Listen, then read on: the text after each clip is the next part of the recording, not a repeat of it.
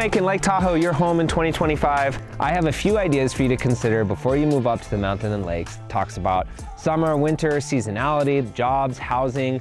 So stay tuned, we're gonna cover all those topics in this video. It's your guide to moving to Lake Tahoe in 2025.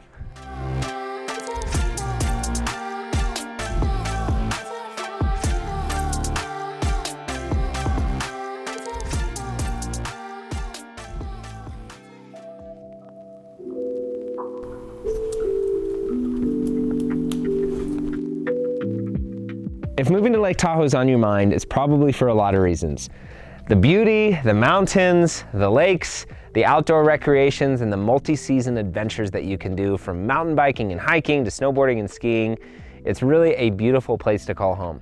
However, before you consider making that move, there's some things that we should talk about regarding what life is like up here and what you should consider before you make the jump. First thing I want to talk about is seasonality. Lake Tahoe is a destination location. People from all over the world come here, both in summer and winter, to enjoy this beautiful place. In the summer, things are a little bit busier while people are out hiking and boating and laying on the beaches. And in the winter brings the snow, and with that, skiing and snowboarding. There's 15 ski resorts around Lake Tahoe. We're in South Lake, that's where I live, and there's 3 close to home: Sierra, Kirkwood, and Heavenly. We do have some shoulder seasons that divide these busier seasons, being fall and spring. Fall, the weather can usually still be great. We like to call it local summer. I've had some 70-degree days on the beach in October, which is awesome. Spring can be a little bit trickier because we're really dependent on snow melting, and usually by May, most of the locals are just itching to get out on the hiking trails and go out and have fun and explore. We kind of have to wait for some of that lower elevation snow to melt. But times tend to be a little bit quieter there. There was a blip during kind of post-COVID where our shoulder season seemed to be gone, but that seems to be coming to a little bit of an end. We definitely have some quieter times, which makes town feel a little bit easier to get around. As far as restaurants go, we don't see too many things shut down during these shoulder seasons. Some places may close for a day or 2 a week extra, but not many. Seasonality also affects who you meet out and about, right? With seasonality comes seasonal workers. We have a lot of people coming up who are trying things out for the winter or trying things out for the summer, and that's kind of our ecosystem in Tahoe. We're built around folks who are coming up to work during our high and peak seasons, and we're a tourist destination, so this helps sustain the people that are coming to visit. But it is worthwhile to consider when you're out at the bars, when you're at the breweries, when you're meeting people out and about. You might be meeting people who aren't planning on being locals, and that's okay. It's kind of something that, as someone living in Lake Tahoe, you have to prepare for, and it makes that niche of friends that you're gonna have with locals even more special once you find it. So seasonality brings change, it brings different people, it brings different seasons, it brings different outdoor activities, which leads me to my last point.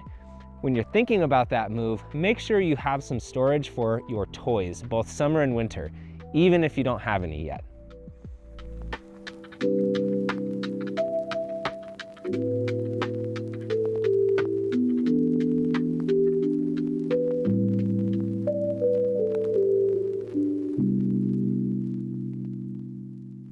Knowing how you're going to make money in Lake Tahoe is a key piece to the puzzle before you move. Some people swing it and wing it, and they just come up here and grab a job at the ski resorts. They'll work nights and evenings at the bars and restaurants, and that's definitely a way to get your foot in the door and get started. But most people don't consider that there's not a plethora of open jobs up here. We are a resort town, we're a seasonal town. We don't have major corporations and companies constantly hiring people here. So having an idea of what it is you want to do and how you're going to make money before you move to the lake will only support and strengthen your move here. You don't want to get into a position where you move up and now you're working 2 and 3 jobs and you're feeling like you can't keep up. I'll talk a little bit more about housing in the next slide, but rentals for a 1-bedroom, 1-bath, somewhere between $1,500 and $1,800. If it's a 3-2 home, you're right around that $3,000 mark. And our median price point for owning a home, if that's your dream to be a homeowner in South Lake, somewhere around that $650,000 mark. So finding and targeting an income that can support buying a house in that range is going to make it feel even better when you move here and you're trying to actualize your dream of being in Lake Tahoe. Because who doesn't want to have a house up here? If you're watching this video, you're probably thinking of that move, and I just want you to be set up for success. Have how you are going to make money in mind before you move.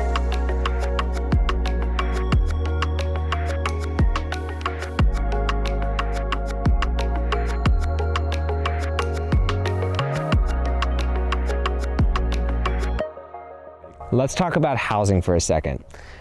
Lake Tahoe has a range of real estate prices, starting from right around $550,000 all the way up into the multi-millions, and it ultimately depends on you. What's your budget? What are you looking for? For first-time home buyers, our price point's probably $550,000 to $650,000. This is going to be a 2.2 or a 3.2 that might need a little bit of updating over time. Of course, as you go up in price, you're going to get more square footage. Maybe things are updated a little bit more, the lot's a little bit bigger. But when you breach that $1 million price point, that's when you start accessing different parts of Lake Tahoe and really unlocking the potential of real estate.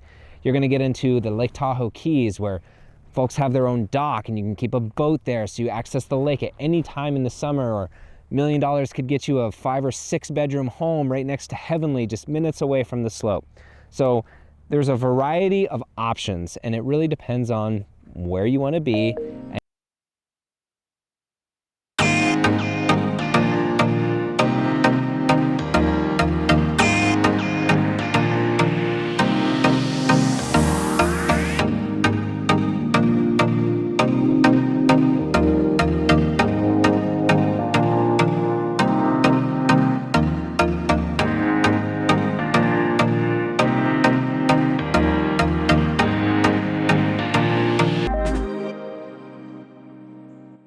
Lake Tahoe is a very dog-friendly community. We're out here in the backyard just walking around. This is my dog Waffles. He loves winter and summer, and if you're thinking about moving to Lake Tahoe, your dog's going to be in paradise. Most of the trails, he's off leash. There are some trails around town where we do leash him up, it's required, but breweries, restaurants, coffee shops, most places around town all have a place that you can hang out with your dog. So Lake Tahoe is a very dog-friendly place. And if you're considering a move up here with your furry friend, they will thank you, because their summers will be spent up under the trees, jumping in the lake, swimming in the river, and their winters they'll be prancing around in the snow. He's so funny to watch in the snow. He's a wiener dog. He's like a little snow dolphin going through it.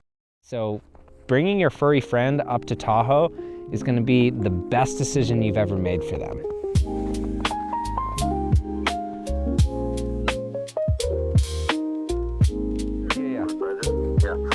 We're good. I actually spoke with him on the phone today. Very nice man. They're like, we're buying a house right now. Like, they're like, sign it. What's the next step? Enjoy your night tonight.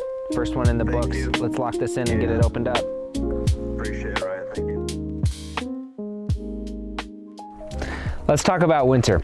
The main thing is having a car that can handle it. Some people use two-wheel drive cars with chains. I do not recommend that. Having a four-wheel drive or an all-wheel drive car is essential. And more importantly, making sure you have tires that are all mountain or all terrain so that you can slow down in the winter. The city and the county do a really good job of keeping the roads plowed, but a lot of the times in winter, they look like this or worse. So making sure that you have an all-wheel, four-wheel drive car with good tires will make sure that you're safe and you can slow down when you need to when driving around. You'll also be doing quite a lot of snow removal. I've got my snowblower right here. When I'm blowing snow, I'm happy. It means I get to go out on the mountain later that day or that weekend and snowboard. You can also hire out snow removal services. Usually these services, if there's 3 inches or more, they'll come and plow your driveway. That's a great option for people who don't live here year round. But understanding that we get a lot of snow and preparing for how to remove it is essential.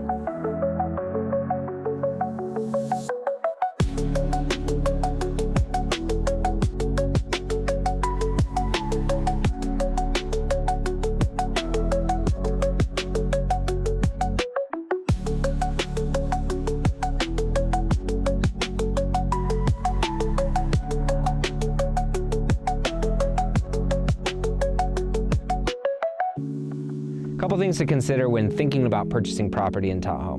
Price point and budget, that's one side of it. Getting in touch with a loan officer, getting a pre-approval, that's all part of a buyer's consultation that I offer. But the things that people don't tell you about are fire insurance up here. It's not easy to get insurance, and a lot of people end up on California Fair Plan. We had the Caldor fire here a few years back. It burned right through town, and thankfully for our first responders and fire team, we didn't lose a single home. But fire insurance up here is tough to come by. Everybody can access it through Fair Plan as of now while we're filming this video, but getting ahead of that and checking with your insurance provider is something a lot of people don't consider. Along the same lines of fire, we have defensible space rules where we need to have certain branches not touching the roof. Trees can't be so close to homes. Mostly pine needles need to be raked up. We can cover all that if you have any interest in purchasing property up here. It's just for you to consider.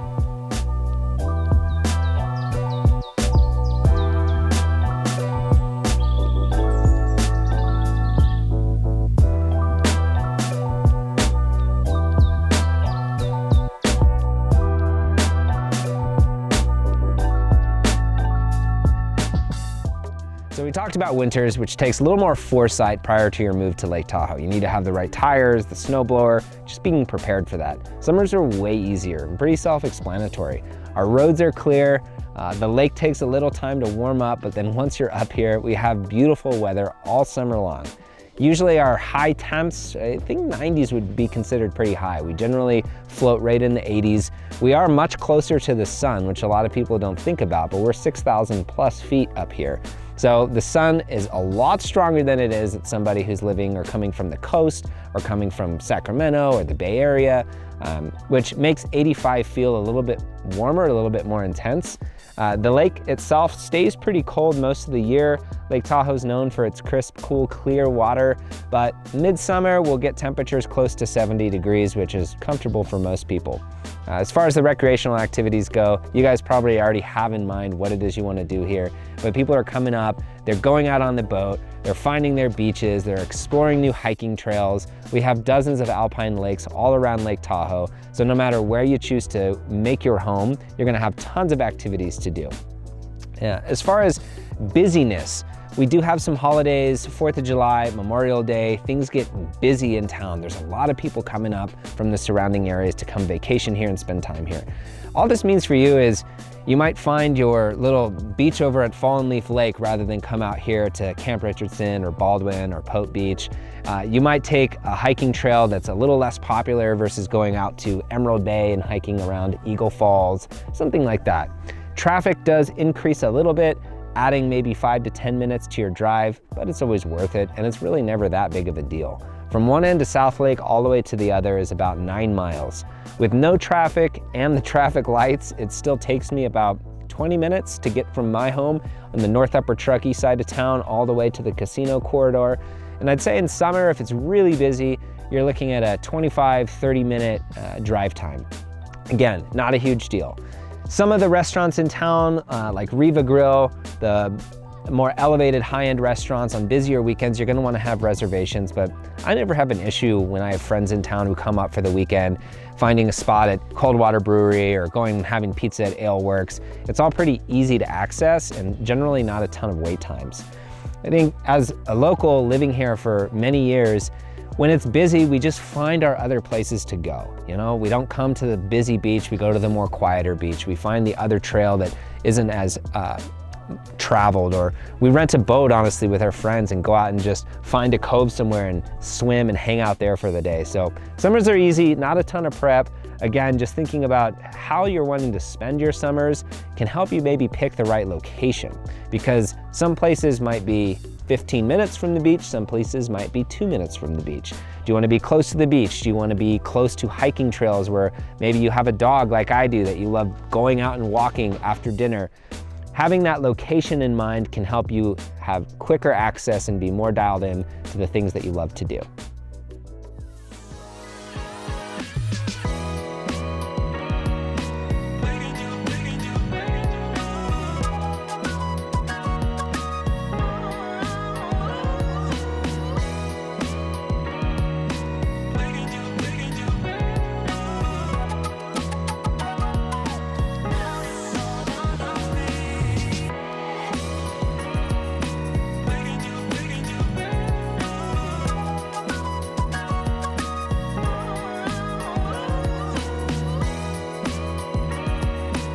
So when planning your move to Lake Tahoe, probably the biggest piece of this whole puzzle is actually coming up here to visit. Get in touch with me, I'd be happy to be your guide. Let's drive around the lake, take a look at different areas, come out in the summer or the winter, and really experience what this place could be like through the lens of, could you live here? Do you want to live here? We can set up tours for different properties, we can go to different restaurants and locations. I'll be your guide to moving to Lake Tahoe, but come see this place for yourself.